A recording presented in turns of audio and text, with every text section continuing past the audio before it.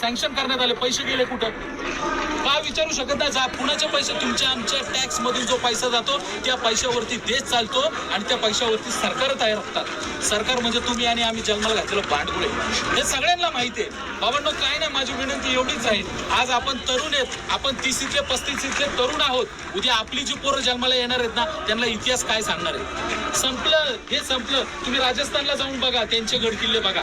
आजही त्यांनी करोडो रुपये, हजारो कोटी रुपये खर्च करून आजही आहे त्या अवस्थेत ठेवले. अरे काय नाही, तर इथं जगातला सगळ्यात मोठा सोहळा होतो. जगातला एकमेव 2 राजे असे, 2 छत्रपती पिता पुत्र, छत्रपती शिवराय, छत्रपती शंभू महाराज यांचा राज्याभिषेक सोहळा साजरा होतो. जगात कुणाचा साजरा नाही होत. इतका मोठा इतिहास आपला, लोकांचं एवढंच, लोक एवढं सांगतात. आपला आबाळभर आहे, आपण काय सांगायचं? आपण सांगायला कमी पडलो आणि आपण कृती करायला कमी पडलो. मी भाषण द्यायला आलं नाही, मला काही घेणं देणं नाहीये.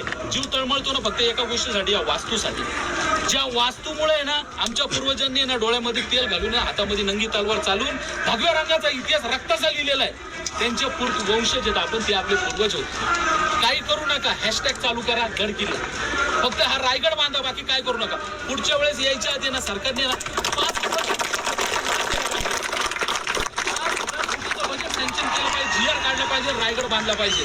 मी तुम्हाला आजही सांगतो, बरेच चमकू चेहरे जे स्वतःला शाने समजतात, जे स्वतःला बाप समजतात ना, त्यांनी पैसे खाल्लेले गड किल्ल्यांचे. नावं घ्यायची गरज नाही. पुतळ्यासाठी निधी मंजूर झाले, नेत्यांनी त्यांच्या बापांचे पुतळे उभे केले. 100% लक्षात ठेवा. प्रत्येकाच्या भागातला आमदार भाऊ, प्रत्येकाच्या भागातला आमदार, प्रत्येकाच्या भागातला खासदार, तुमचा पालकमंत्री, तुमचा राज्यमंत्री, तुमचा कॅबिनेट मंत्री आणि आपले माननीय आदरणीय मुख्यमंत्री, इथपर्यंतच मी सांगतो की बाबा यांना विनंती करा. अरे काय नाही, तर रायगडाची रास सदर तरी उभी करा रे. छत्रपतींचा मेघरट डबरीचा पुतळा आहे ना, तो पावसामुळे उरवारा पाऊस असतोय.